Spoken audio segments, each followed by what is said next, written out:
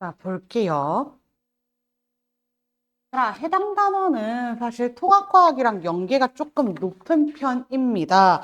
에너지 준위, 에너지 띠 이야기하고요. 스펙트럼 이야기하고요. 반도체 이야기합니다. 통합과학에서 일부 나왔던 내용인데 다시 하나씩 살펴보도록 하겠습니다. 먼저 에너지 준위에 대해서 이야기하기 전에 원자의 변천 과정 한번 이야기하고 가죠. 자, 제일 처음 원자를 주장한 과학자가 누구? 돌턴이지. 처음 듣나요? 자, 돌턴은 모든 물질은 정기적으로 중성을 이루는 가장 작은 입자, 기본 입자, 원자로 이루어져 있다라는 주장까지 했습니다. 돌턴은 그냥 얘 정기적으로 중성이야. 원자라는 게 존재해. 여기까지 밝혀낸 게 돌턴이야. 그 다음 돌턴 다음으로 나온 과학자가 톰슨입니다. 톰슨이라는 과학자는 음극선 실험을 통해서 원자 안에 전자가 있음을 밝혀냅니다. 톰슨은 전자를 밝혀내. 그래서 이때 원자는 하나의 입자 중성으로 이루어져 있는 것이 아니라 원자 안에는 정기적으로 음전하를 띠는 전자라는 것이 콕콕콕 이렇게 박혀 있어. 그런데 이때 전체적으로는 중성이니까 플러스의 바다에 마이너스인 전자가 콕콕 박혀 있어. 라고 주장한 게 톰슨입니다. 그 다음 톰슨 이후에 나온 과학자가 러더퍼드입니다. 러더퍼드는 알파 입자 산란 실험을 통해서 원자 핵의 존재를 밝혀냅니다. 야, 플러스의 바다에 전자가 콕콕 박혀 있는 것이 아니라 플러스 전하를 띠는 원자 핵이라는 것이 따로 존재하더라. 이 원자 핵이 존재하고 원자 핵 주변에 마이너스 전하를 띠는 전자가 임의의 궤도를 돌고 있는 거야. 원자핵 주변에 전자가 이렇게 돌고 있는 거야. 라고 주장을 했던 거야. 그런데 이때 러더퍼드가 주장한 바에 따르면 전자는 임의의 궤도를 돌고 있고 그러면 임의의 에너지를 가지고 있다는 거야. 그래서 원자에게 가까이 있어도 되고 멀리 있어도 되고 어느 에너지 값도 가질 수 있고 어느 에너지 값도 흡수할 수 있고 어느 에너지 값도 방출할 수 있다가 러더퍼드의 주장이란 말이야. 근데 실제로 원소의 스펙트럼을 관측하면 연속 스펙트럼이 보입니까? 불연속 스펙트럼이 보입니까? 불연속적인 스펙트럼이 보인단 말이야. 야, 러더퍼드 네 말대로 전자가 모든 에너지를 가질 수 있다면 모든 에너지를 흡수하거나 방출할 수 있어야 되는데 그게 아니잖아. 원소는 특정한 에너지만 흡수하고 특정한 에너지만 방출하고 특정한 영역의 불연속 스펙트럼을 나타내고 있잖아. 그래서 네 말이 틀렸어 라고 이야기하는 거야. 그래서 제시된 게 오늘 배우는 내용입니다. 오늘은 우리가 보어의 원자 모형에 대해서만 다룰 거야. 보어는 야, 아니야. 전자는 특정한 영역만 돌고 있는 것이, 임의의 궤도를 돌고 있는 것, 즉 아무 때나 전자가 돌고 있는 것이 아니라 특정한 영역만 에너지를 가질 수 있고 특정한 영역만 에너지를 가질 수 있기 때문에 흡수하거나 방출할 수 있는 에너지도 불연속적이야 라고 이야기하는 거야.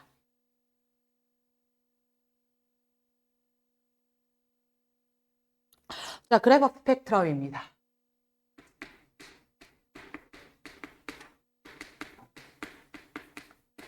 자, 스펙트럼은 빛을 분광기에 통과시켰을 때 여러 가지 색깔의 띠가 나타나는 것 또는 파장에 따라서 굴절되는 정도가 달라지는 것입니다. 우린 이제 말할 수 있어, 얘들아. 앞에 통합과학 때 배울 때는 그냥 색깔의 띠가 나타난다 했는데 왜 색깔의 띠가 나타나냐면 빛이 와. 그럼 이 빛에는 빨주노초 파나무가 다 들어있을 거잖아. 그럼 프리즘, 분광기를 통과하는 순간, 유리를 통과하는 순간 굴절이 일어날 거지.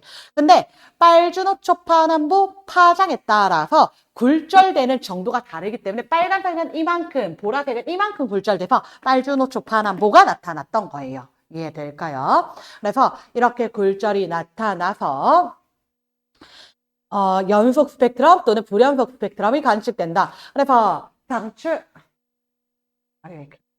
스펙트럼 세 가지 이야기할 거고요. 연속 스펙트럼, 방출 스펙트럼, 그리고 흡수 스펙트럼 이렇게 세 가지 이야기하고요.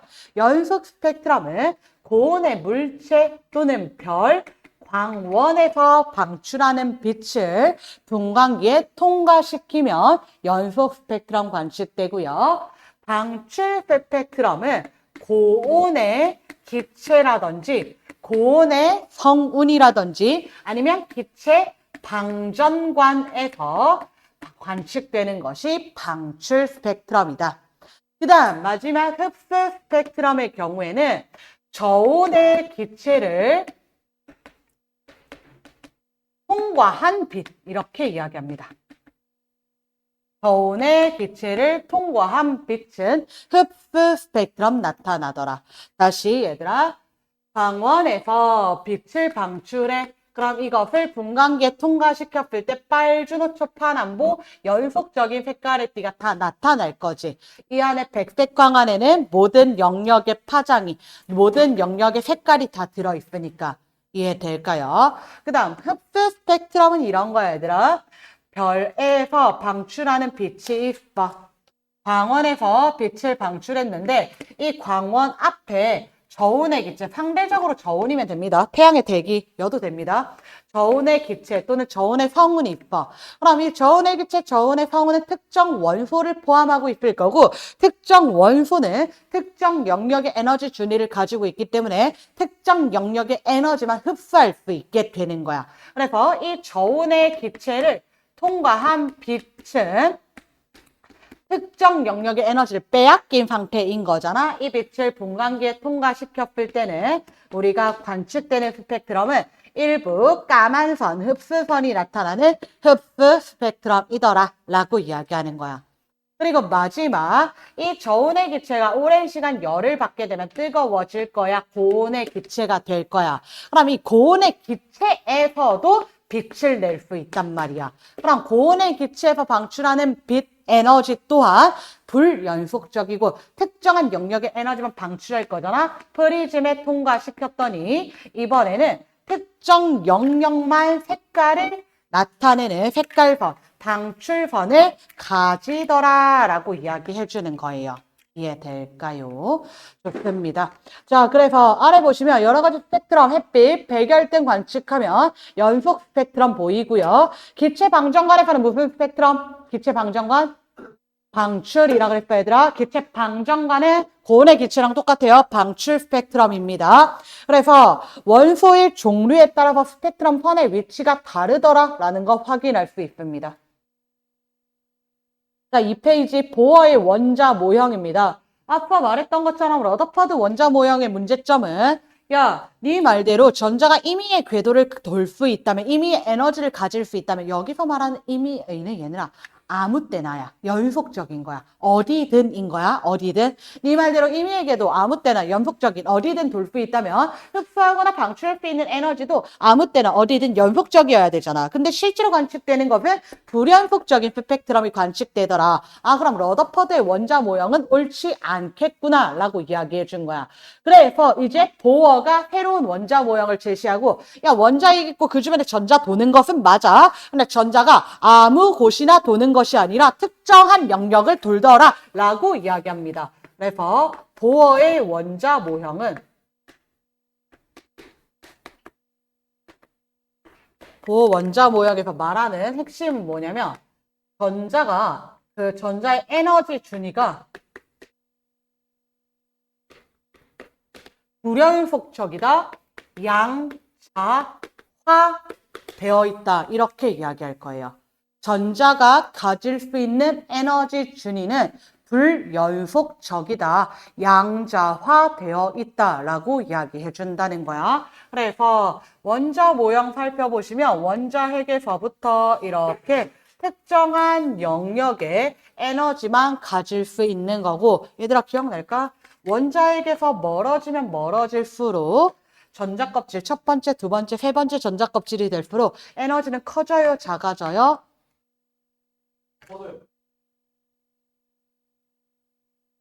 괜찮아. 토요일 반도 모르더라. 커진다, 얘들아. 커진다.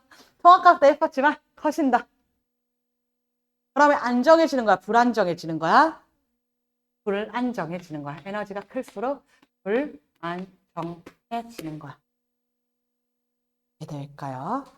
자, 그래서 이렇게 불연속적인 양자화된 에너지 준위를 가지고 있고, 우린 첫 번째 껍질부터 차례대로 원자핵에서 가까운 껍질, 너는 첫 번째, 원자핵 두 번째, 원자핵으로부터 세 번째 껍질 이렇게 매겨주는 거야. 그럼 쭉 해서 무한대까지 있다라고 이야기를 무한대까지 가지고 있다라고 이야기를 할 거야.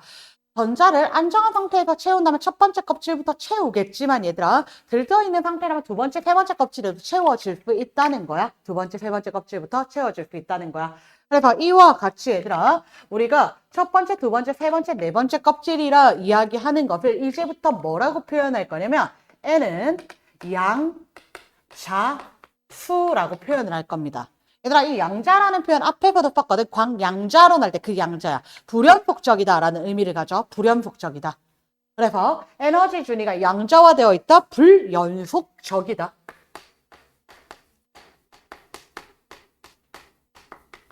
그럼 이 불연속적인 에너지 값을 나타낼 때 양자수를 쓰겠다라는 거야. 그러면 양자수가 커질수록 에너지 값은 증가하게 되고 불안정해지게 된다. 그래서 그림을 이렇게도 표현을 하지만 얘들아, 이 그림보다는 우리가 어떤 그림을 조금 더 자주 볼 거냐면 N은 첫 번째 양자수 1, 양자수 2, 양자수 3, 양자수 4, 양자수 무한대 이렇게 그림을 더 자주 볼 거야. 그냥 이만큼 잘라서 이렇게 본다는 거야, 얘들아. 그러면 양자수가 커질수록 다시 한 번 더 양자수가 커질수록 에너지 값은 증가한다고 감소한다고? 증가한다라고 이야기했던 거야. 에너지 값이 커지더라 라는 이야기한 거고, 이때 첫 번째 껍질을 바닥 상태라고 합니다. 양자수가 1인 상태를 바닥 상태라고 할 거고요. 양자수가 2부터 무한대까지 1 제외하고 나머지는 전부 다 들뜬 상태라고 합니다. 그냥 명칭입니다, 얘들아. 이렇게 외워주면 돼. 양자수가 1일 때는 바닥 상태, 양자수 1 제외하고는 전부 다 들뜬 상태이다. 불안정한 상태이다 라는 것을 의미합니다. 자, 뒤로 넘어오셔봐. 전자의 전이입니다. 전자의 전이는 서로 다른 양자수 사이를 이동할 때 이야기를 하는 거야. 에너지 준위를 이동할 때. 그러면 양자수가 커질수록 에너지 값이 커진다 그랬잖아요. 첫 번째 껍질에 있는 전자가 두 번째 껍질로 전이하게 되면 에너지가 커진 거야, 작아진 거야? 커진 거야? 에너지 흡수한 거야, 방출한 거야? 흡수한 거야. 그럼 반대로 두 번째 있는 껍질에 있는 전자가 첫 번째 껍질로 전이하게 되면 에너지 커져, 작아져? 작아져. 에너지 흡수해, 방출해? 방출해. 이게 끝인 거야, 얘들아. 그래서 흡수 스펙트럼은 에너지 흡수할 때 나온 거고, 방출 스펙트럼은 에너지 방출할 때 나온 거야. 그렇기 때문에 흡수하는 에너지 양과 방출하는 에너지 양은 서로 크기가 똑같을 거지요. 같은 원소라면. 그래서 전자는 두 에너지 준위 차이에 해당하는 에너지를 흡수하거나 방출하면 에너지 준위 바위를 이동한다. 흡수할 때는 낮은 곳에서 높은 곳, 방출할 때는 높은 곳에서 낮은 곳으로 이동한다. 그런데 주의할 점은 뭐냐면 예를 들어 이래 얘들아. 첫 번째 껍질의 에너지 값이 더러운데 얘들아. 어차피 볼 거라서 적어줄게. 마이너스 13.6 에너지 볼트야. 두 번째 껍질의 에너지는 마이너스 10.2 에너지 볼트야. 그럼 첫 번째 껍질과 두 번째 껍질의 에너지 차이는 얼마야? 3.4지. 자, 그럼 내가 첫 번째 껍질의 전자에 3.4의 에너지를 줬어. 그럼 이 전자는 어디로 이동할까? 위로 두 번째 껍질로 이동할 수 있겠지. 원래 마이너스 13.6의 에너지를 가지고 있었는데 3.4를 흡수하여서 마이너스 10.2의 에너지를 가질 수 있게 되었다라는 거예요. 이해될까요? 마이너스 10점이 아닌데 다. 여기가 3.4다. 미안해. 마이너스 3.4. 다시 말할게요. 자, 마이너스 13.6의 에너지 볼트 가지고 있었는데 내가 10.2의 에너지 볼트를 준다면 10.2 에너지 볼트를 준다면 두 번째 껍질로 전이할 수 있겠지. 그럼 다시 질문. 10.1 에너지 볼트 줬봐. 그럼 전이할까 못할까? 못해 얘들아. 못해요. 10.1의 에너지를 주면 여기 마이너스 3.5의 에너지를 가지는 거잖아. 거기 에너지 가질 수 있어 없어? 없다는 거야. 양자화되어 있다면, 불연속적이라면. 특정한 값의 에너지만 가질 수 있다 그랬잖아요. 이해되겠습니까? 얘는 첫 번째 껍질의 에너지를 가져가나, 두 번째 껍질의 에너지를 가져가나, 세 번째 껍질의 에너지, 네 번째 무한대 특정한 껍질의 에너지만 가져야 되지. 마음대로 마이너스 3.5 에너지 볼트 가질 수 있다 없다? 없다라는 거야. 이해될까요? 그럼 다시 질문할게요. 아, 그럼 10.2 말고 10.2보다 조금 더 넉넉하게 줬봐. 10.3 에너지 볼트 줬봐. 그럼 전자 전이할까 못할까? 10.3 주면. 10.3 주게 되면 이때 가지는 에너지 값이 얼마가 되는 거야? 마이너스 3.3 에너지 볼트지. 이걸 가져 못 가져? 못 가져. 그럼 전자 전이해요 못해요? 못해요. 먹고 남기는 건 없어 얘들아. 먹고 남길 수는 없어. 딱 그만큼의 에너지를 줘야지만 전이를 한다는 거야. 그거보다 더 주는 것도 덜 주는 것도 전이할 수가 없어요. 이해되겠습니까? 특정한 영역의 에너지만 가지기 때문에 그렇습니다. 자, 그럼 이때 이와 같이 전자가 전이할 때 가지는 에너지는 두 에너지 준 위의 차이값과 같을 거지요. 그래서 에너지 E는 흡수하거나 방출하는 에너지 E는 En-EM. 여기서 NM은 내가 전이하는 양자수 넣어준 겁니다. 첫 번째 껍질에서 두 번째 껍질, 두 번째에서 네 번째 껍질, 네 번째에서 세 번째 껍질 넣어주는 겁니다. 그럼 이 둘의 에너지 차이는 마찬가지로 양자화되어 있잖아. 불연속적이잖아. 그래서 이렇게 정의합니다. 플랑크 상수 곱하기 진동수. 앞에서 본 적 있는 식이지요, 얘들아? 우리 광양자론 하면서 이미 다뤘던 식입니다. 플랑크 상수 곱하기 진동수입니다. 자, 그리고 여기서 얘들아, 이때 빛의 속력 C는 빛은 파동이지. 파동의 진행 속력은 진동수 곱하기 파장이었잖아. 될까요? 그래서 다시 진동수 F는 람다분의 C로 정의할 수 있겠네요. 이 식은 플랑크 상수 곱하기 람다분의 C 이렇게 정의됩니다. 그래서 빛의 에너지, 흡수하거나 방출하는 에너지의 크기는, 흡수 또는 방출하는 에너지의 크기는 진동수에 비례합니다. 그리고 파장에는요, 반비례합니다. 라고 이야기해 주면 되는 거야.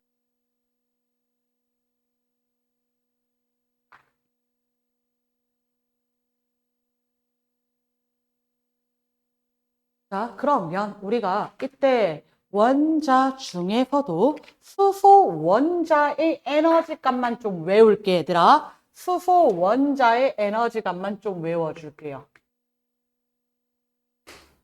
수소 원자의 에너지 준위는 어떻게 표현하냐면 이 N은 양자수 N일 때 가지는 에너지 값은요. 마이너스 N 제곱분의 13.6 에너지 볼트. 얘들아, 에너지 볼트는 단위입니다.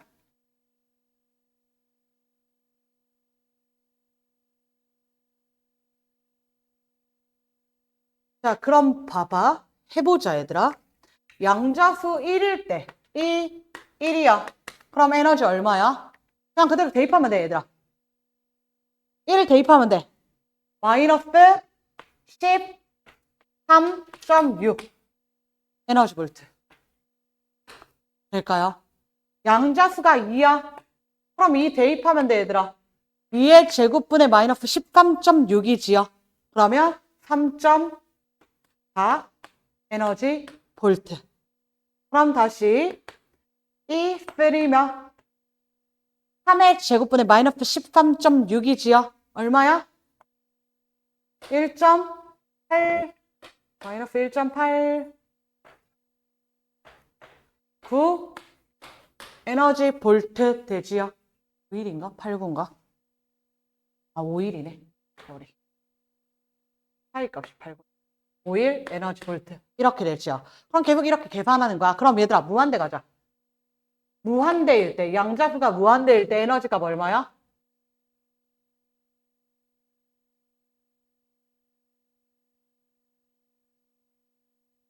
무한 제곱분의 1은 얼마야, 얘들아? 0. 그럼 무한 제곱분의 마이너스 13.06 얼마야? 0이야. 그래서 무한대일 때 에너지가 가장 크다. 0으로. 이해될까요? 1일 때 에너지가 가장 작다고 마이너스 13.6 에너지 볼트야. 얘들아, 여기서 마이너스 고려합니다. 마이너스 고려합니다. 마이너스 고려해서 크다 작다 이야기해줘야 되는 거야. 그런데 실제로는 얘들아, 실제로는 이 숫자를 계산할 일은 많지 않아. 숫자를 계산하지 말고요. 비례식만 계산할 거기 때문에 이렇게 표현할게요. 이 식은 우리가 실질적으로는 이 n은 n 제곱분의 이 제로. 혹시라도 계산하는 문제가 있으면 이 제로에다가 마이너스 13.6 마지막에 넣어주면 돼. 그럼 이렇게 나타내면 얘들아 첫 번째 껍질의 에너지 다시 이 제로라고 이야기할 거지. 두 번째 껍질의 에너지 얼마야? 이 2는 4분의 이 제로. 이 3는 얼마야 얘들아? 9분의 이 제로. 그 다음 무한대는 당연히 0 될까? 얘들아 그러면 이제 물어볼 거야. 두 번째에서 첫 번째로 전이할 때 방출한 에너지랑 세 번째에서 두 번째로 전이할 때 방출한 에너지의 비를 구하세요. 이 비를 자꾸 물어본단 말이야. 자, 세 번째에서 두 번째로 전이할 때 방출한 에너지 계산할게 얼마야? 그렇지? 36분의 5이 제로. 그럼 두 번째에서 첫 번째로 전이할 때 방출한 에너지 얼마야? 4분의 3이 제로. 그럼 에너지의 B는 36분의 5 대 4분의 3이다 라고만 이야기해주면 되는 거야. 5 대 27이다 라고 이야기만 해주면 되는 거야. 이해될까? 굳이 이 더러운 숫자 계산하지 않아도 된다는 거예요. 되겠습니까? 자, 그런데 얘들아 에너지의 B 물어보는 것이 아니라 진동수의 B나 파장의 B 물어볼 수 있어. 진동수의 B 물어보면 몇 대 몇이다 라고 이야기할 거야? 3에서 2로 전이할 때랑 2에서 1으로 전이할 때 진동수의 B는 몇 대 몇이야?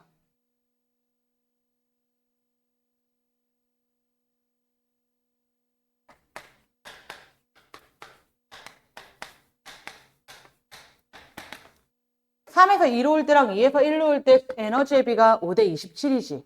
그럼 다시 3에서 2로 올 때 진동수랑 2에서 1로 올 때 진동수의 비는 어때 몇일까? 그렇지. 똑같아야지. 5대 27이어야지. 에너지랑 진동수랑 비례한다 그랬잖아. 이해될까? 그럼 다시 얘들아 파장의 비를 물어봐. 3에서 2로 올 때 파장이랑 2에서 1로 올 때 파장의 비는 몇 대 몇일까? 그렇지? 27대 5. 반비례해야 되잖아. 이해될까요? 이것만 유의하시면 됩니다. 물어봐봤자 요 정도 계산 문제는 이만큼 나옵니다. 될까요? 자, 그 다음에 4페이지 보겠습니다. 수소의 스펙트럼은 우리가 세 가지 계열로 나눌 거야. 세 가지 계열로 나눌 건데 1번으로 전이할 때, 2번으로 전이할 때, 3번으로 전이할 때 이렇게 세 가지만 구분해 주시면 되겠습니다.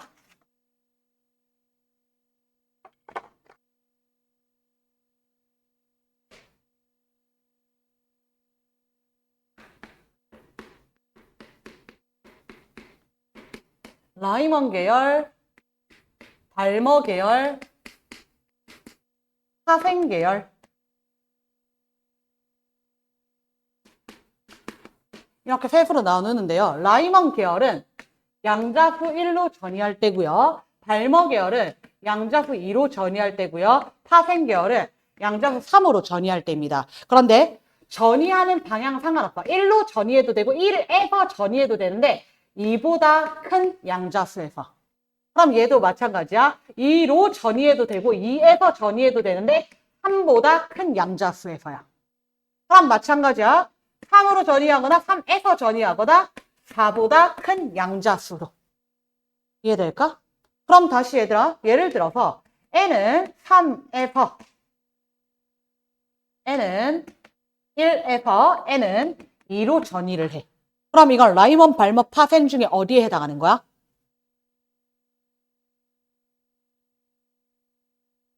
라이먼에 해당한다는 거야, 얘들아. 작은 숫자 봐야 돼. 작은 숫자 봐야 돼. 이때 1에서 2로 가든 2에서 1로 가든 1로 온 거잖아. 작은 숫자 봐줘야 된다는 거야. 그럼 같은 개념이야, 얘들아. 다시 n은 3에서 n은 2로 전이해. 그러면 이것은 라이먼 발머 파생 중에 어디에 해당한다는 거야? 작은 숫자 봐야 된다 그랬지. 작은 숫자 봐야 된다 그랬지. 어디에 해당해? 발머에 해당한다는 거야. 이해될까? 다시 n은 3에서 n은 1로 전이해. 그럼 어디에 해당한다고? 라이먼 작은 숫자 봐야 돼. 이해될까? 자, 그러면 이때 얘들아, 이때 우리 계산 좀 해볼게요. 라이먼 계열은 1로 전이할 때라 그랬잖아. 그러면 2에서 1로, 3에서 1로, 4에서 1로, 무한대에서 1로 전이할 때를 전부 다 라이먼 계열이라고 하는 거야. 그럼 라이먼 계열 중에서 에너지가 가장 작은 건 언제야? 라이먼 계열 중에서 몇 번에서 1번으로 전이할 때 에너지가 가장 작을까? 그치? 2에서 1로 전이할 때 에너지가 가장 작을 거야. 그럼 에너지가 가장 큰 건 언제야?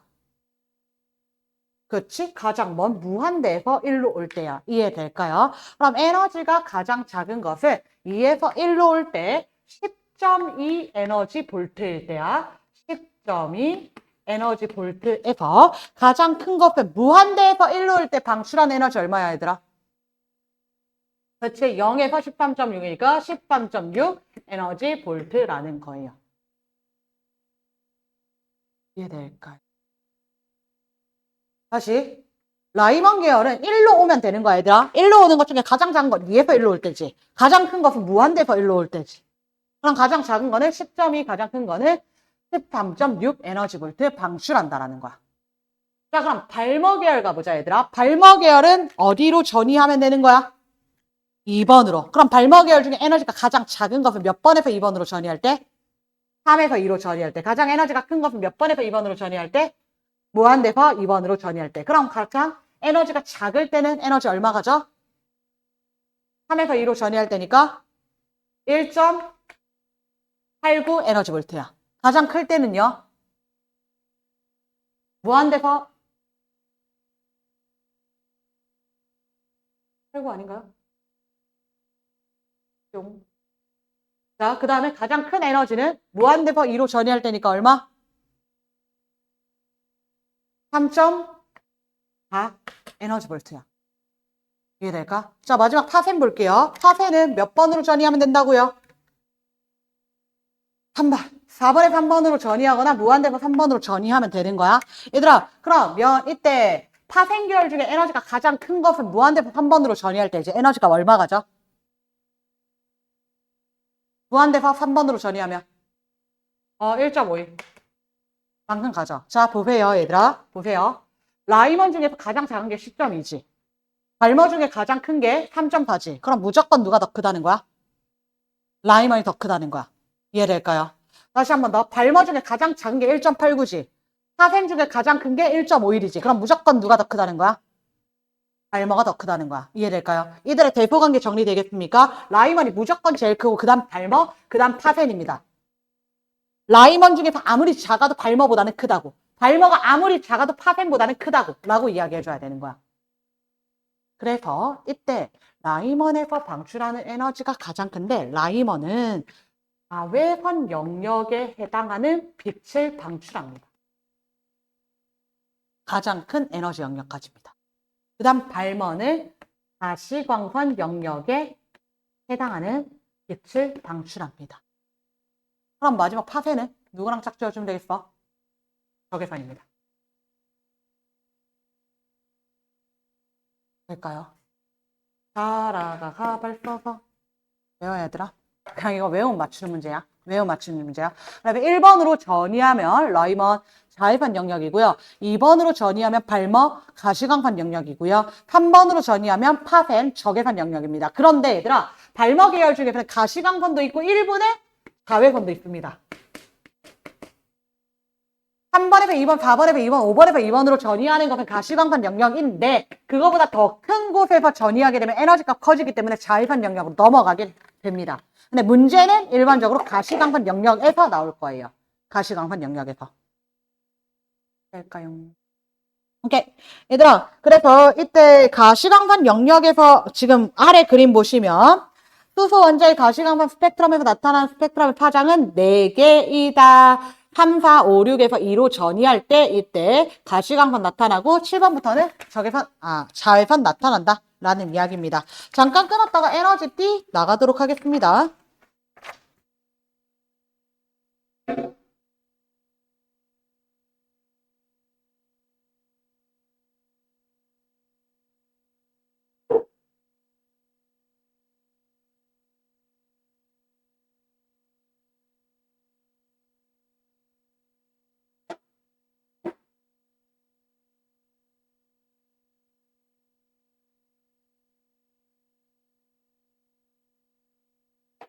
얘들아, 점이 모이면 뭐가 돼? 선이 되지요. 선이 모이면 뭐가 돼? 면이 되지요. 그거랑 똑같아. 우리 앞에서 원자는 각각 특정한 영역의 에너지 준위 가진다 그랬지요. 그럼 이 에너지 준위가 선이 되는 거야. 그런데 동일한 종류의 원소가 여러 개의 원자가 모이게 되면 이 에너지 준위들이 모이게 돼서 하나의 에너지 띠를 만든다라고 이야기를 하는 겁니다. 그래서 여러분 15페이지 에너지 띠와 반도체 보도록 하겠습니다. 에너지 띠와 반도체. 그래서 기체일 경우와 고체일 경우가 서로 다른데 기체일 경우에는 원자와 원자 사이의 간격이 넓기 때문에 각각의 원자가 독립적인 에너지 준위를 가지게 되는 거야. 그런데 고체의 경우에는 원자와 원자 사이의 간격이 가깝잖아. 그래서 이 에너지 준위가 동일한 에너지 준위가 가지게 되는데 원자가 이렇게 각각의 에너지 준위를 가지게 되는데 같은 종류의 원소라면 동일한 에너지 값을 가진단 말이야. 그런데 이렇게 동일한 에너지 값을 가지는 것은 파울리 베타 원리의 위배가 된다는 거야. 그래서 이 에너지를 똑같이 가지는 것이 아니라 만일 첫 번째 껍질의 에너지가 예를 들어서 마이너스 10이다. 두 번째 껍질의 에너지가 마이너스 8이다. 이렇게 마이너스 3이다. 이렇게 이야기를 해보자. 그러면 전부 다 첫 번째 마이너스 10이고 두 번째 마이너스 3이다. 이렇게 이야기를 할 거란 말이야. 근데 이렇게 가질 수가 없다는 거야. 그러면 조금씩 나눠지자라는 거야. 그럼 이때 이 원자는 에너지 값이 마이너스 10이 아니라 마이너스 9.99 정도 가지게 되는 거고 얘는 마이너스 9.98 정도 가지게 되는 거고 얘는 마이너스 10.01 정도 가지게 되는 거고 마이너스 10.02 정도 가지게 된다는 거야. 이렇게 에너지 준위가 조금씩 나뉘어지게 되고 갈라지게 되고 이 갈라진 에너지 준위들이 모여서 우리 눈에는 마치 하나의 에너지 띠처럼 보이게 되더라라는 거예요. 그래서 기체의 경우에는 에너지 준위를 가진다라고 이야기해주고 고체의 경우에는 에너지 준위가 모여서 에너지 띠를 가지게 된다는 것입니다. 먼저 1번 기체 원자의 에너지 준위 원자들이 서로 멀리 떨어져 있습니다. 영향을 주지 않습니다. 그렇기 때문에 동일한 종류의 기체 원자에서는 에너지 준위 분포 같습니다. 하지만 두 번째 고체 원자의 에너지 준위에는 원자 사이의 거리가 가깝습니다. 그래서 이웃한 원자끼리 에너지 준위가 겹치게 됩니다. 그럼 에너지 준위가 겹치는 것은 파울리 베타 원리에 위배되기 때문에 동일한 하나의 양자 상태의 두 개의 전자가 존재할 수 없기 때문에 에너지 준위가 미세하게 갈라진다. 그래서 이 갈라진 에너지 에너지 준위들이 모여서 촘촘하게 모여서 연속적인 에너지 띠의 형태를 가지게 되더라. 그래서 첫 번째 에너지 준위가 모여서 에너지 띠, 두 번째 에너지 준위도 모여서 에너지 띠를 가지게 된다는 거야. 그럼 전자는 에너지 준위에만 존재할 수 있다 그랬지. 에너지 준위와 에너지 준위 사이에는 존재할 수 있다 없다? 없다라고 이야기했단 말이야. 그럼 여기서도 똑같아. 여전히 에너지 준위에는 전자가 존재할 수 있는 거고 에너지 준위와 에너지 준위 사이에는 존재할 수 없는 거지요. 그럼 이 에너지 띠에는 전자가 존재할 수 있는 것이고 에너지 띠와 에너지 띠 사이의 간격에는 전자가 존재할 수 없는 것이다 라고 이야기를 하는 겁니다. 그래서 아래 보시면 원자 한 개일 때, 두 개일 때, 매우 많을 때 이와 같이 에너지 띠를 만들게 된다라는 것이고요. 에너지 띠에서는 우리가 다시 한 번 더 보겠습니다. 에너지 띠를 나타내 보시면 이렇게 에너지 띠 이렇게 에너지 띠 이렇게 에너지 띠를 가지게 된단 말이야. 그러면 이 에너지 띠 자체를 뭐라고도 이야기하냐면 전자가 존재할 수 있는, 전자가 존재하는 것이 허용된 영역이라고 해서 허용된 띠라고 이야기를 합니다. 허용된 띠. 전자가 존재할 수 있는 영역입니다.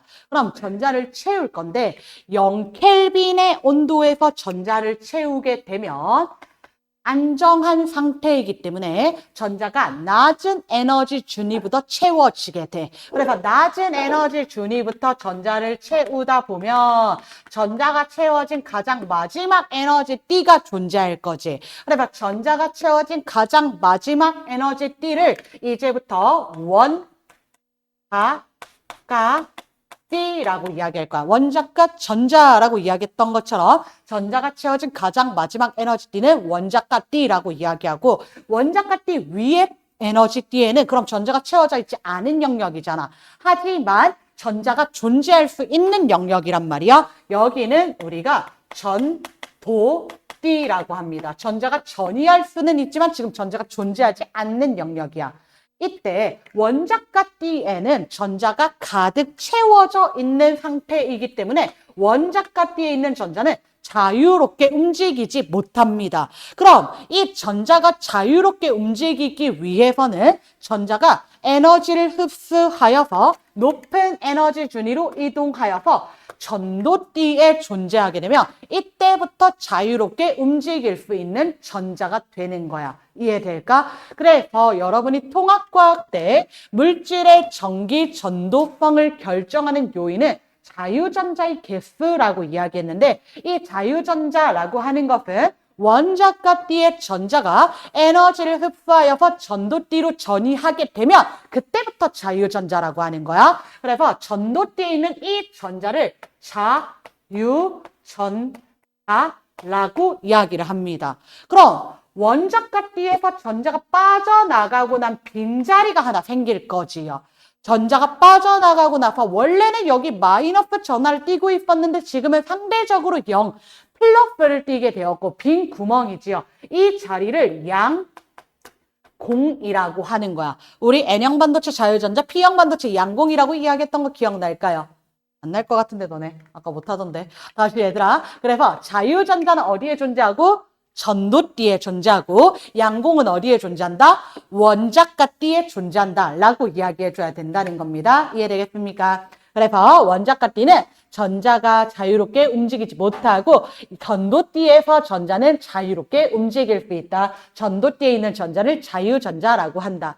그리고 이때 이 허용된 띠와 허용된 띠, 에너지 띠 사이에 간격을 띠, 틈, 또는 띠 간격이라고 이야기합니다. 그러면 원자가 D의 전자가 전도띠로 전이하기 위해서는 이때 띠 간격, 띠 틈 이상의 에너지를 흡수해야지만 전이할 수 있습니다. 얘들아 여기서 에너지 준위랑 에너지 D랑 차이점 보입니다. 에너지 준위에서는 뭐라 그랬냐면 딱 10.2 에너지 볼트만큼 먹어야지 첫 번째 껍질에서 두 번째 껍질로 양자수 1에서 양자수 2로 전이 가능하다 그랬지. 더 먹으면 안 된다 그랬어. 덜 먹는 거 당연히 안 된다 그랬어. 그런데 에너지 D에서는 얘네가 에너지 준위가 거의 연속적으로 존재하고 있기 때문에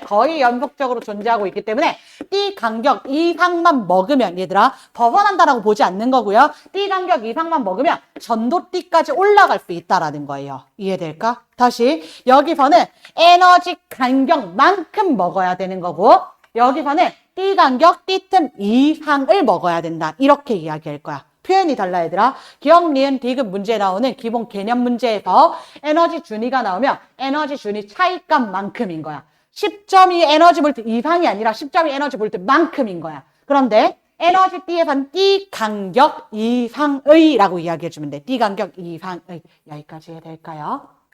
좋습니다. 자, 그래서 우리가 고체 물질의 전기 전도성에 대해서 이야기를 다시 하자는 거야. 통합과학에서는 전기전도성을 자유전자가 많다, 전기전도성 크다, 자유전자가 적다, 전기전도성 적다 이렇게 이야기했단 말이야. 이것을 에너지띠 구조에 따라서 설명을 할 거야. 자유전자가 많다라고 하는 것은 원자가 띠의 전자가 전도띠로 쉽게 전이할 수 있다는 거고 자유전자가 적다라고 하는 것은 원자가 띠의 전자가 전도띠로 전이하기가 어렵습니다라고 이야기하는 거야. 그럼 쉽게 전이한다라고 하는 것은 원자가 띠와 전도띠 사이의 간격이 매우 가깝거나 또는 띠 간격이 없는 거야. 그냥 겹쳐져 있기 때문에 작은 전압을 줘도 작은 에너지를 줘도 전자가 쉽게 전도띠로 전이해 버리고 자유전자가 많이 존재한다는 거예요. 반면에 띠 간격, 띠 틈이 넓게 되면 에너지를 많이 줘야지만 전자가 겨우 전이할 수 있는 것이기 때문에 자유전자의 개수가 적다라고 이야기해 주는 겁니다. 이해될까요? 그래서 전자가 모두 채워져 있는 원자가 띠의 전자는 자유롭게 움직인다, 못 움직인다? 못 움직인다고 얘들아. 원자가 띠의 전자는 자유롭게 움직일 수 없는 전자야. 자유롭게 움직이기 위해서는 어디로 전이해야 된다고요? 어디로? 전도띠로 전이해야 된다고요? 전도띠로 전이해야지 전류가 움직일 수 있다. 그래서 이때 전하 나르게 역할을 하는 것은 두 가지야. 자유전자랑 양공 두 가지가 전하 나르게 역할을 합니다. 전류를 흐르게끔 도와주는 입자이다, 물질이다 라고 생각해 주면 되는 거야. 그래서 자유전자와 양공이 전하 나르게 역할을 하는데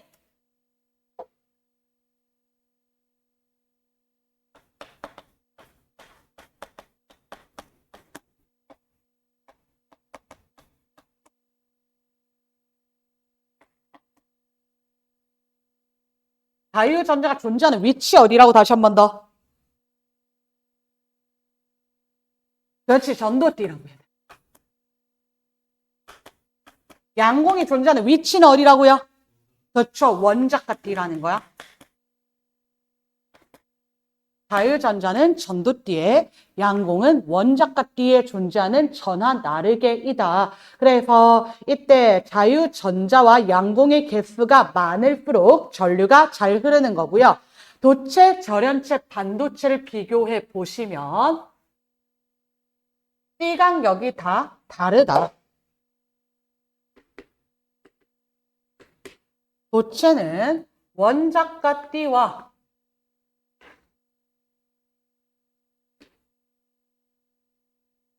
전도띠가 겹쳐져 있다 내지는 띠 간격이 없다 이렇게 이야기할 겁니다. 그 다음 절연체의 경우에는 원자가 띠와 전도띠 사이의 간격이 넓다라고 이야기해 줄 거고요. 반도체의 경우에는 원자가 띠와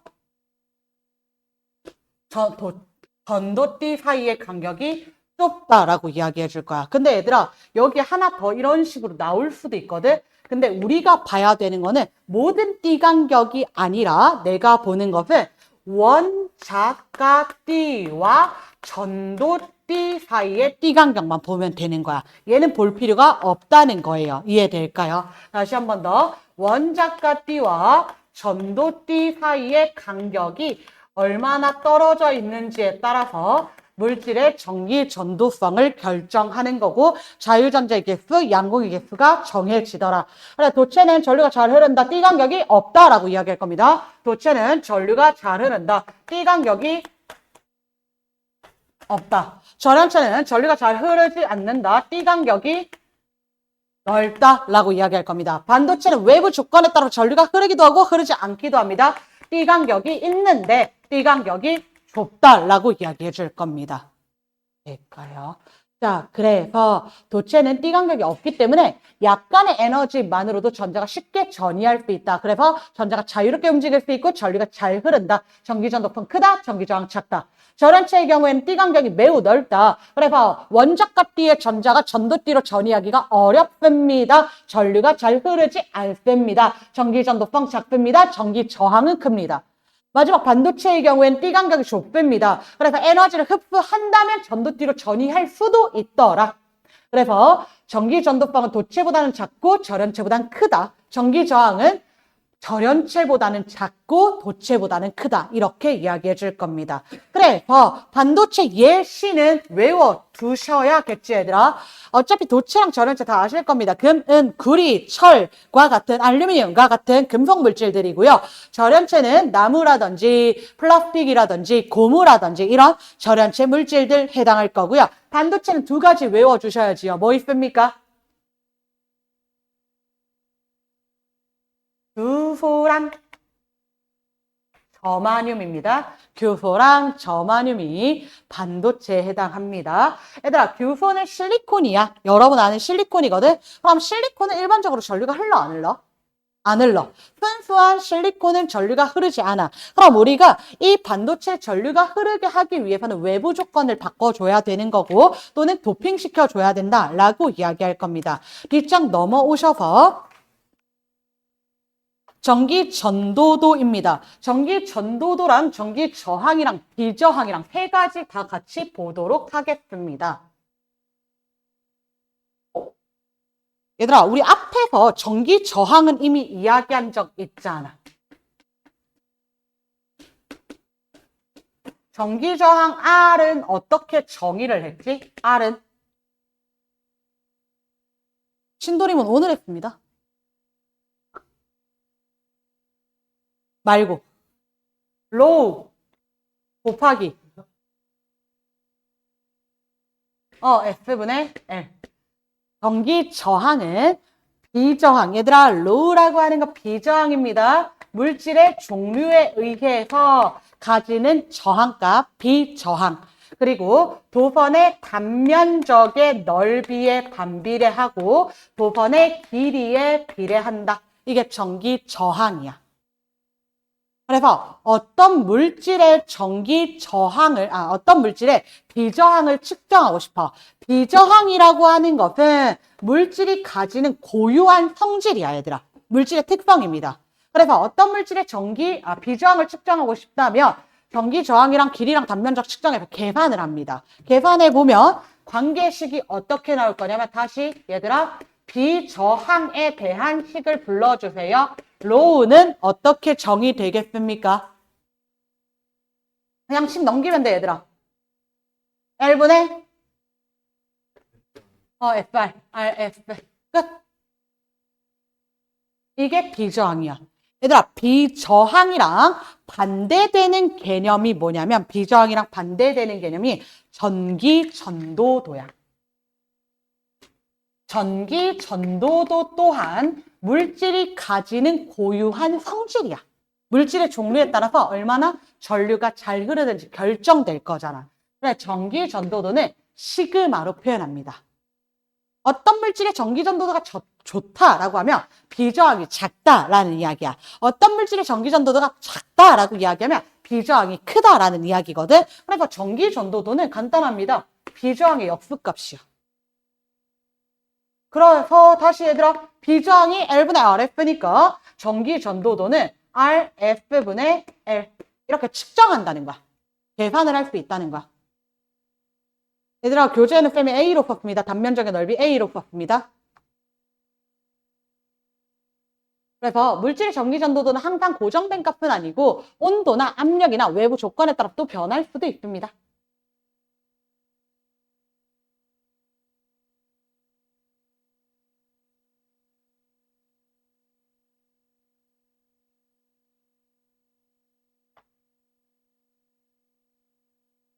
그런데 이때 온도에 따라서 전기 전도도가 변한다라고 했는데 온도에 따라서 전기 전도도가 변한다 그랬는데 일반적으로 도체 물질은 전류가 잘 흐르잖아, 얘들아. 전류가 잘 흐른단 말이야. 그럼 온도가 높아지게 되면 열 손실이 커지기 때문에 저항값이 커질까 작아질까? 다시 얘들아, 도체는 단순하게 생각해. 도체는 원래 전류 잘 흐르지요. 전류 잘 흐르는데 온도가 높아졌어. 그러면 열 손실이 커져. 저항이 어떻게 되는 거야? 커지게 되는 거야. 커지게 되는 거야. 손실이 많아지면 그게 곧 저항이라 그랬어. 그래서 우리가 비저항의 값을 나타냈을 때 도체는 온도가 높아지면 높아질수록 비저항 값이 커져.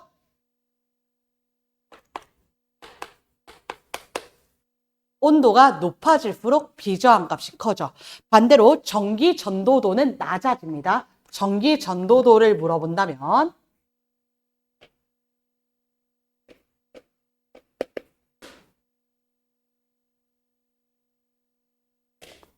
전기 전도도는 작아지게 됩니다. 자, 그런데 반도체나 절연체는 실리콘은 전류 흐른다고 안 흐른다고 얘들아? 안 흐르잖아. 근데 얘는 원자가 띠와 전도띠 사이의 띠 간격 이상의 에너지를 흡수하면 전류가 흐를 수도 있는 거잖아. 그럼 온도가 높아지게 되면 주변으로부터 열 에너지를 더 잘 흡수할 수 있게 되는 거고, 에너지를 흡수하게 되면 원자값띠의 전자가 전도띠로 전이할 수 있게 되는 거야. 자유전자의 수가 많아지게 된다는 거야. 그럼 전류가 더 잘 흐르게 된다는 거지. 그래서 반도체의 경우에는 온도가 높아지게 되면 전기 전도도가 증가하게 됩니다. 그럼 반대로 온도가 높아지게 되면 반도체의 경우에는 비저항값이 작아지게 된다는 거야. 이해될까요? 절연체는 이것보단 약하지만 절연체도 마찬가지로 온도가 높아질수록 비저항값은 감소하게 되고 온도가 높아질수록 전기 전도도는 증가하게 됩니다. 그래서 나누어 봐봐야 돼, 얘들아. 도체는 온도가 높아지면 방해하는 거야. 근데 반도체나 절연체 입장에서는 온도가 높아지면 이 간격 이상의 에너지를 흡수할 수 있는 기회를 주는 거예요. 이해되겠습니까? 별개로 해석해야 돼. 똑같은 방식으로 해석하지 않아. 반도체는 원래 전류 안 흐르잖아. 그래서 온도 높아진다고 해서 열분실이 생기는 것이 아니라 온도가 높아지게 되면 에너지를 가해줬기 때문에 전자가 전이할 수 있게 된다는 거야. 이해될까? 그래서 전기 전도도는 증가하게 되고 비저항은 감소하게 됩니다. 될까요? 좋습니다. 자, 그래서 반도체에 대해서 계속해서 이야기할 건데 반도체는 순수 반도체랑 불순물 반도체로 나누어서 이야기를 하자.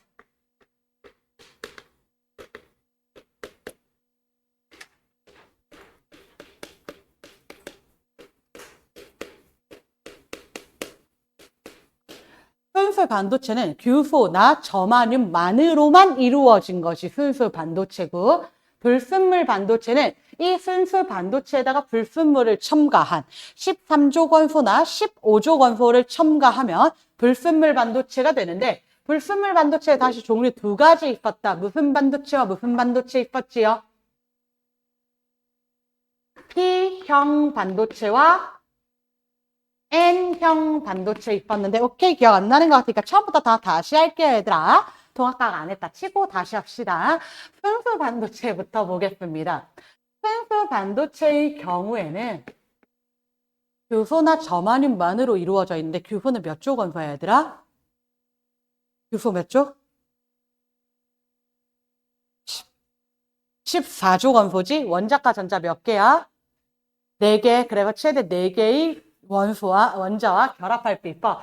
순수 반도체는 규소만으로 또는 저마늄만으로만 이루어져 있는데 규소, 저마늄 모두 14조 원소로 원자과 전자가 4개로 규소끼리 저마늄끼리 결합을 하게 되면 이렇게 공유 결합을 하고 있습니다.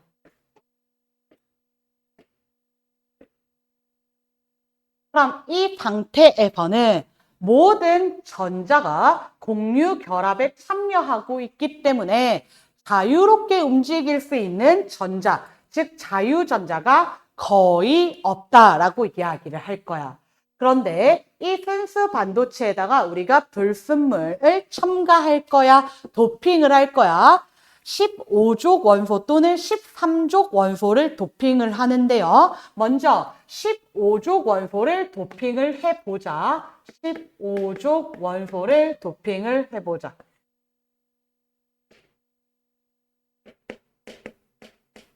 그럼 마찬가지로 규소,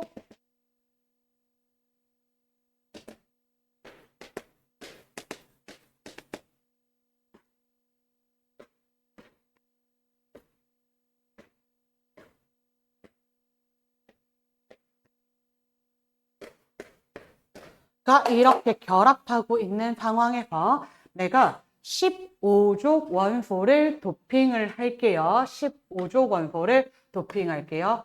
인을 도핑하도록 하겠습니다. 자, 그럼 15족 원소인 인은 원자과 전자 몇 개 가지고 있어요? 5개 가지고 있죠. 그러면 하나, 둘, 셋, 4개까지는 기존의 규소 자리를 그대로 채워줍니다.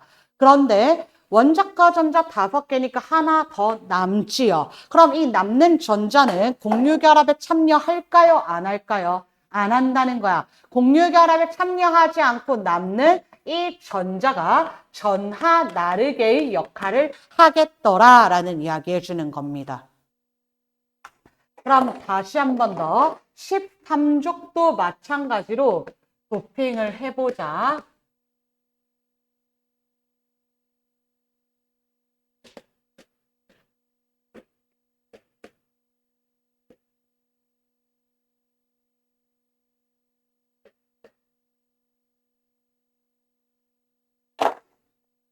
(13족) 원소를 도핑을 할 거야. 붕소 도핑 하겠습니다. 13족 원소는 원자과 전자 몇 개? 3개. 그럼 전자 3개 가지고 있으니까 하나, 둘, 3개까지는 기존의 규소 자리를 그대로 채워줄 거야. 그리고 나서 얘들아, 여기 원래 규소가 자리 채우고 있었는데 붕소는 채워 못 채워? 못 채워. 못 채우게 된 빈자리가 하나 생겨버리지요. 이 빈자리가 무엇이 되는 거야? 양공이 되는 거야. 이해될까요? 그럼 다시 정리합니다. 15족 원소를 도핑했더니 자유전자가 생겼잖아. 전자는 플러스야, 마이너스야? 마이너스 전하를 띠지요. 그래서 포지티브야, 네거티브야? 네거티브야. 그래서 N형 반도체야. 다시 한 번 더. N형 반도체란 15족 원소를 도핑하여서 자유전자가 전하 나르게 역할을 하게 되었다라는 거야. 될까? 그럼 다시 13족 원소를 도핑하게 되면 양공이 생기잖아. 양공이니까 플러스 포지티브 P형 반도체인 거예요. 그래서 P형 반도체는 13족 원소를 도핑하였더니 양공이 전하 나르게 역할을 하였다인 거예요. 이거는 요대로 외워주셔야 됩니다. 불순물 반도체에는 P형 반도체와 N형 반도체가 있는데 P형 반도체는 13족 원소를 도핑했더니 양공이 전하 나르게 역할을 하였다. N형 반도체는 15족 원소를 도핑했더니 자유전자가 전하 나르게 역할을 하였다인 거야 얘들아. 여기는 P는 기호야 그치? P형 반도체가 아니라 인이라는 기호 쓴 거지 원소 기호. 이해되겠습니까? P를 도핑하면 인을 도핑하면 N형 반도체 됩니다. 될까요? 자 그러면 당연히 순수 반도체랑 불순물 반도체를 비교하면 누가 전기 전도성이 더 좋다라고 이야기할 거야? 그렇죠. 불순물 반도체가 전기 전도성이 더 좋다라고 이야기할 거야. 자, 우리 지금 에너지 B로 이야기하고 있잖아. 그래서 에너지 B 그림도 그려볼게. 순수 반도체는 원자가 B와 전도 D 사이의 간격이 있다 그랬어. 근데 D 간격이 좁다 그랬어. 그러면 불순물을 첨가하게 되면 13족 원소나 15족 원소를 첨가하게 되면 다른 원소가 들어왔잖아. 그럼 새로운 원소가 들어왔으니까 새로운 에너지 준위가 만들어져야 돼.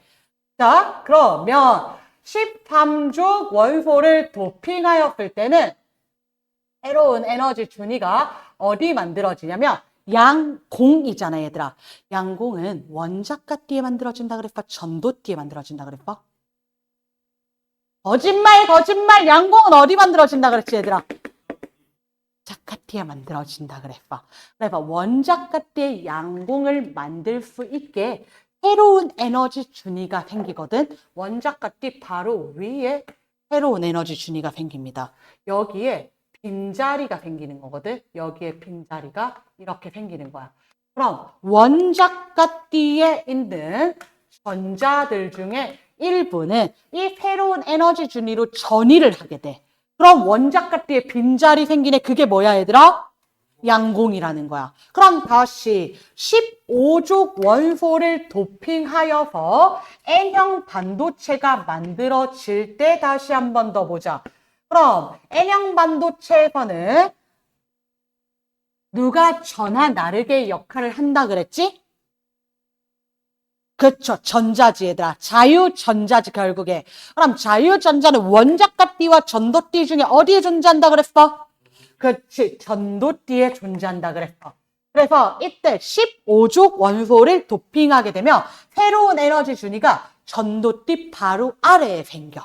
전도띠 바로 아래에서 이렇게 전자들의 에너지 준위가 새로 만들어지고 이 전자가 전도띠로 쉽게 전이하면서 자유전자가 된다는 거예요. 이해되겠습니까? 오케이. 근데 여러분 혹시 오개념같이 마셔야 되는 게 뭐냐면 불순물 반도체는 15족 원소 또는 13족 원소를 도핑하는 거지.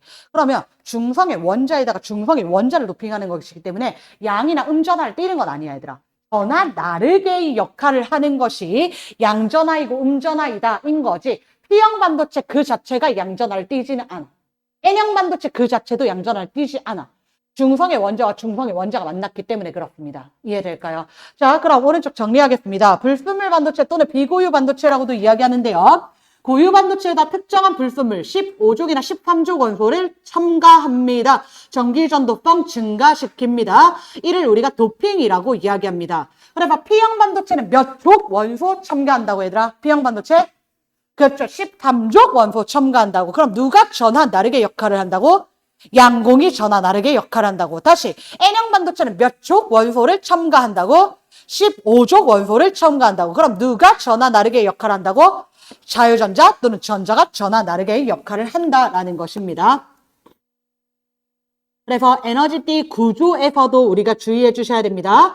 P형 반도체는 원자가띠 바로 위에 새로운 에너지 준이 만들어진다. N형 반도체는 전도띠 바로 아래에 새로운 에너지 준이 만들어진다라는 거야. 이해될까요? 그러니까 얘들아, P형 반도체는 이거, 얘의 에너지 준이 어딨니? 여기 있다는 거야. 이해될까? 그래서 전자가 올라오면서 여기 빈자리 양공들이 만들어진다는 거야. 그 다음 N형 반도체 15족 원소를 높이면 얘의 에너지 준이 어린이 여기 있다는 거야. 그래서 이 전자들이 전도띠로 쉽게 전이하면서 자유전자가 되더라 라는 겁니다. 이해될까요? 오케이, 좋습니다. 뒤로 넘어오셔서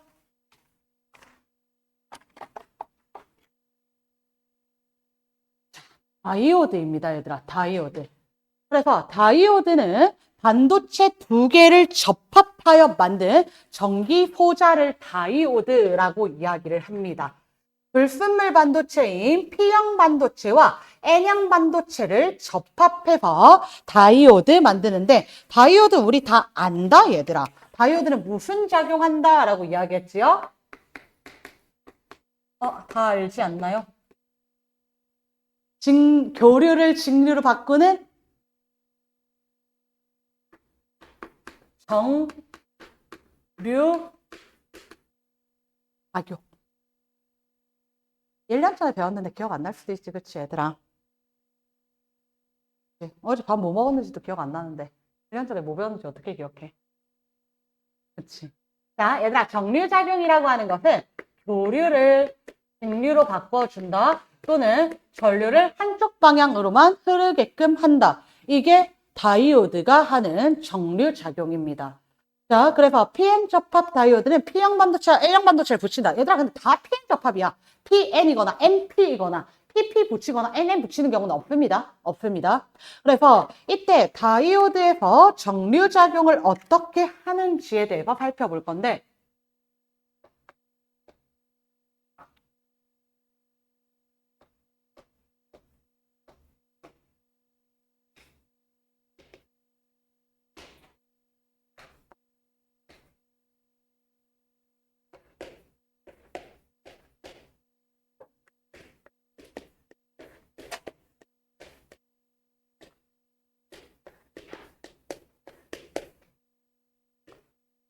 자, 이렇게 두 가지 경우 볼 겁니다. 두 가지 경우 볼 겁니다.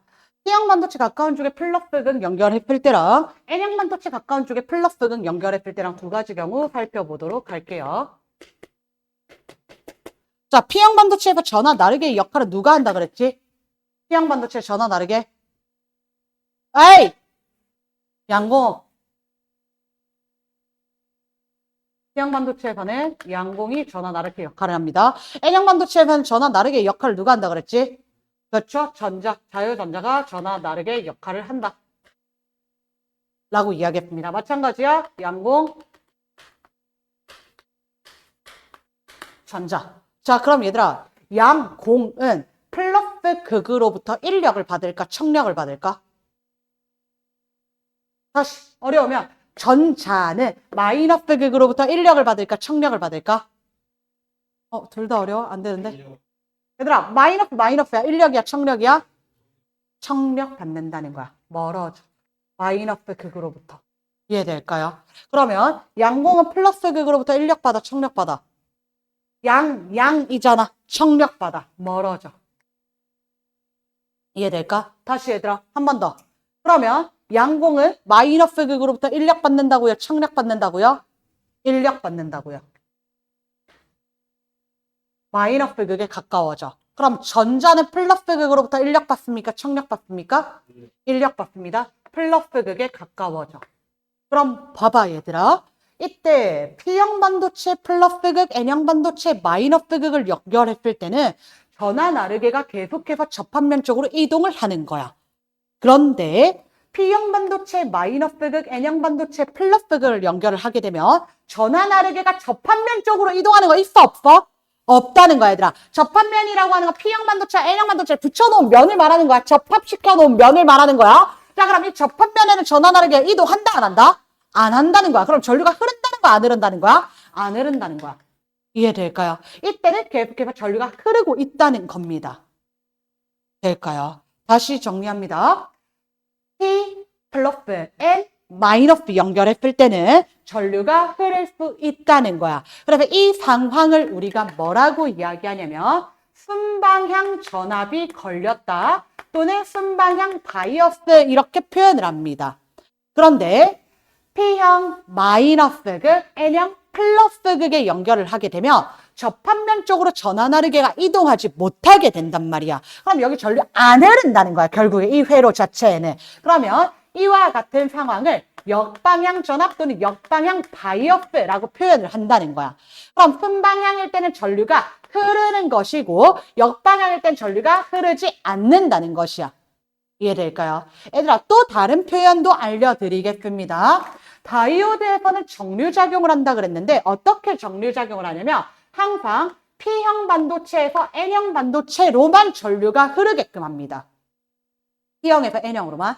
자 그럼 이때는 이 방향으로는 전류 흐른다는 거야. 얘도 마찬가지로 이 방향으로 전류 흐른다는 거야. 이해될까? 그런데 건전지를 이와 같이 연결을 하게 되면 플러스 극에서 마이너스 극으로 전류가 이렇게 흐르잖아요. 그럼 이 방향 전류 흐른다 못 흐른다? 흐른다라는 거야. 그래서 순방향인 거예요.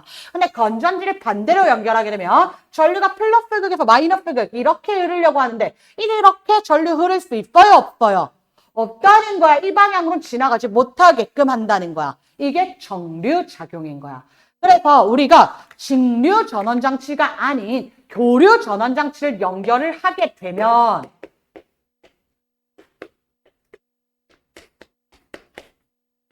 이 다이오드에서는 전류 방향이 계속 바뀌면서 흐르려고 할 건데 이렇게 전류가 흘렀다가 이렇게 전류가 흘렀다가 반복을 한다고. 그런데 이와 같이 시계 방향으로 전류 흘러요 못 흘러요? 얘들아 이 방향 전류 흐르는 거야 못 흐르는 거야? P에서 N 방향이잖아. 흘러 못 흘러? 흘러. 근데 보라색일 때 반시계 방향일 때 전류 흘러 못 흘러? 못 흐른다는 거야. N에서 P로는 못 가게 한단 말이야. 이해될까? 그러면 입력 신호 자체는 교류 신호란 말이야. 전류의 방향이 계속 변한단 말이야. 파란색으로 흘렀다 보라색으로 흘렀다 파란색으로 흘렀다 보라색으로 흘렀다 하려고 했는데 다이오드가 있으니까 파란색은 흘러 못 흘러? 흘러. 보라색은 흘러 못 흘러? 못 흘러 라고 이야기하는 거야. 이해될까? 다시 전원장치에서 지금 전기 신호가 계속해서 필마 방향이 바뀌고 있단 말이야. 그런데 다이오드에서는 한쪽 방향으로만 전류가 흐르게끔 하는 거야. 파란색일 때 너는 지나가. 보라색일 때 너는 못 지나가. 다시 파란색 너는 지나가. 보라색 너는 못 지나가. 이렇게 이야기를 해준다는 거예요.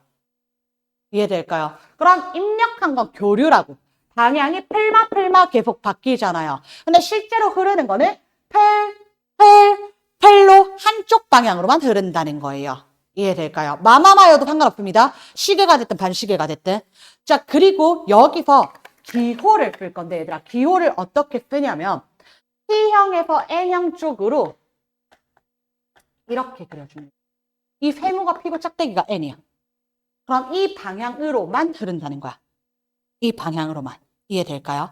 P에서 N 쪽으로만 흐르고 세모에서 짝대기 쪽으로만 흘러요 라고 이야기하는 거야. 될까요?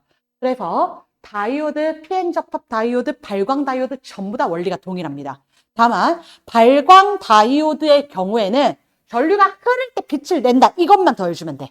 발광 다이오드도 똑같이 정류작용을 해. 교류를 직류로 바꿔. 근데 전류가 흐르면 그때 빛도 낸다. 이렇게 이야기하는 거야. 여기까지 될까요? 그런데 하나만 더. 방 다이오드도 같이 비교를 한단 말이야. 방 다이오드.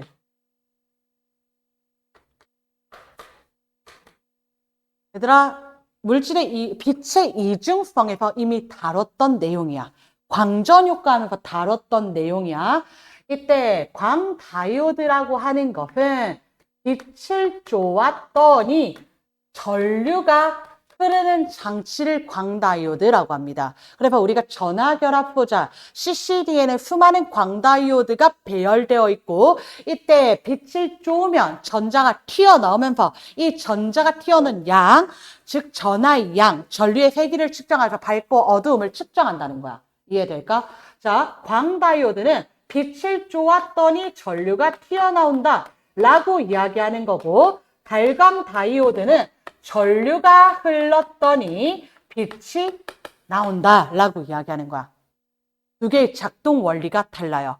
그래서 발광 다이오드는 똑같고요. 광 다이오드만 설명드리도록 하겠습니다.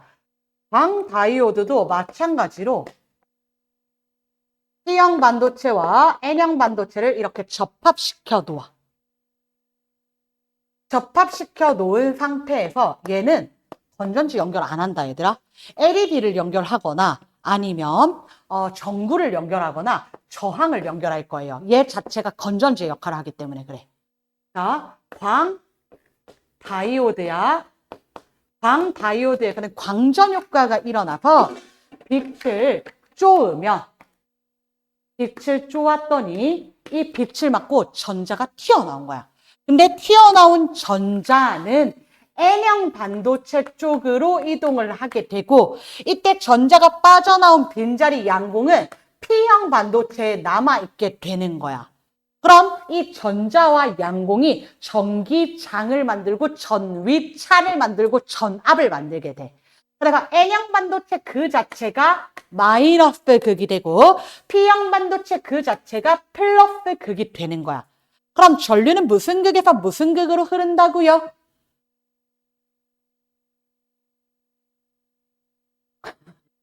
전류는 무슨 극에서 무슨 극으로 흐른다고요? 그렇죠. 플러스 극에서 마이너스 극 이렇게 흐른다는 거. 그러면 얘들아 아까 발광 다이오드, PN 접합 다이오드에서는 다이오드 안에서 P형에서 N형 쪽으로 흐른다 그랬지. 근데 광다이오드는 달라. 다이오드 안에서 전류가 N형에서 P형 쪽으로 흐르게 됩니다. 이해될까요? 다이오드 안에서 전류가 얘만 반대입니다. 광다이오드만 반대야 얘들아. 광다이오드만. 될까요? 오케이. 좋습니다. 자, 그래서 우리 해당 페이지까지 다 설명드렸고요. 광다이오드만 조금 예외적으로 기억해 주시면 되겠습니다. 오늘 우리 9시까지니? 10시까지니? 9시까지니? 9시까지야? 30페이지 26번 봐봐, 얘들아. 마지막 한 문제. 이것만 풀고 갑시다. 30페이지 26번.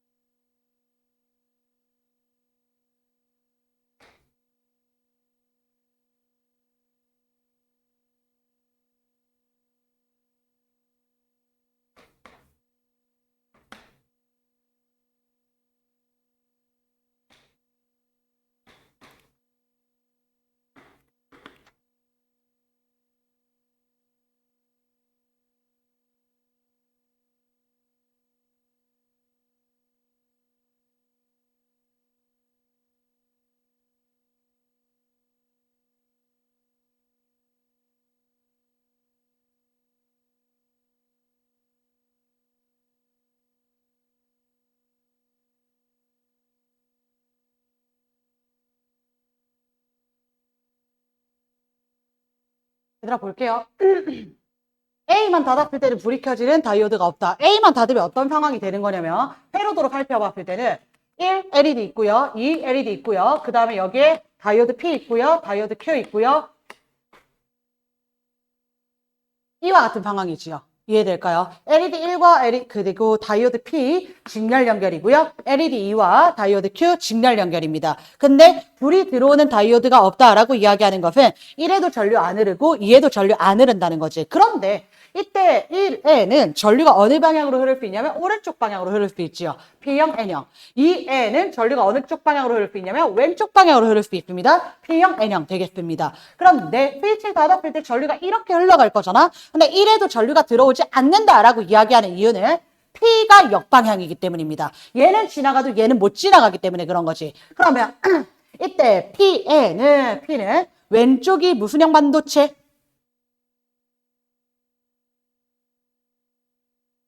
N형 반도체, 오른쪽이 P형 반도체. 만약에 PNPN이었으면 전류가 흘렀겠지. 다이오드 불 들어왔겠지. 이해됩니까? PNMP였으니까 불빛이 들어오지 않았다는 거야. 될까요? 자, 그리고 이때 A와 B를 모두 닫았더니, 얘들아. A와 B를 모두 닫았더니 여기도 연결이 된 거야, 이번에는. 그런데 여기 연결되었을 때 다시 한 번 더 생각해보자. 이 상황에서는 LED 한 개만 빛이 들어왔지요. LED 한 개. LED 2에는 빛이 들어올 수 있을까, 없을까? 없다는 거야. 여기 스위치 닫는다고 해도 LED는 여전히 역방향인 거잖아요. 그러면 이때 불빛이 들어올 수 있는 건 LED 1밖에 없는 거지. 근데 LED 1 지나고 나면 P 지나면 LED 1 지나고 나서 P 지나면 전류 흘러 안 흘러? 안 흘러. 아, 그럼 이때 P가 아니라 어디를 통해서 전류가 흐르게 되었구나? Q를 통해서 전류가 흐르게 되었구나라는 거예요. 그럼 Q는 왼쪽이 무슨 형 반도체? 다시 얘들아, 전류가 플러스 극에서 나가서 마이너스 극으로 들어올 거잖아. 이해될까? 그러면 이때 올라가서 여기 갈림길, 분기점이라고 합니다. 분기점에서 갈라질 건데 이 LED 이쪽으로는 전류가 흘러가요? 못 흘러가요? 못 흘러가요? 그럼 LED 이쪽으로만 전류가 흘러갈 거란 말이야. 그럼 다시 여기서 갈림길, 분기점 나옵니다. 근데 다이오드 P 쪽으로 전류 흘러가요? 못 흘러가요? 못 흘러간다는 거야. 그럼 이 아래쪽으로 전류 흘러서 Q를 지나서 마이너스 극으로 들어와야 된다는 거지. 그럼 Q에서는 오른쪽 방향으로 전류가 흐른다는 거지. 왼쪽이 무슨 형 반도체? P형, 오른쪽이 N형 반도체구나 라는 거 찾아줄 수 있습니다. 자, 그럼 문제 보겠습니다. 기억번 A를 닫았을 때 P에는 역방향 전압이 걸린다. 맞습니까? 네. 니은번 A와 B를 모두 닫았을 때 LED에 불 켜진다. 맞습니까? 네. 디귿번 Y는 P형 반도체 맞습니다. 될까요? 얘들아, 신도림고 특히 너네는 회로도 문제 푸는 연습 조금 더 하셔야 되거든요. 그래서 이번 주 과제 2개 있습니다. 신도림도 2개 있고요. 다른 학교도 다 2개씩 있습니다. 신도림은 앞에 전기 파트랑 그 다음에 반도체와 다이오드 있고요. 나머지는 물질의 이중성이랑 반도체와 다이오드 이렇게 2개씩 풀어 오셔야 됩니다. 알겠죠? 문제 풀어 오실게요. 오늘 여기까지 하겠습니다. 과제 미완료, 그 다음에 테스트. 신도림은 1개까지 봐드릴게요. 이화는 3개까지 봐드릴게요. 나머지는 5개까지 봐드릴게요. 가면 안 되면 남으세요, 얘들아. 오늘 여기까지 합시다. 안녕.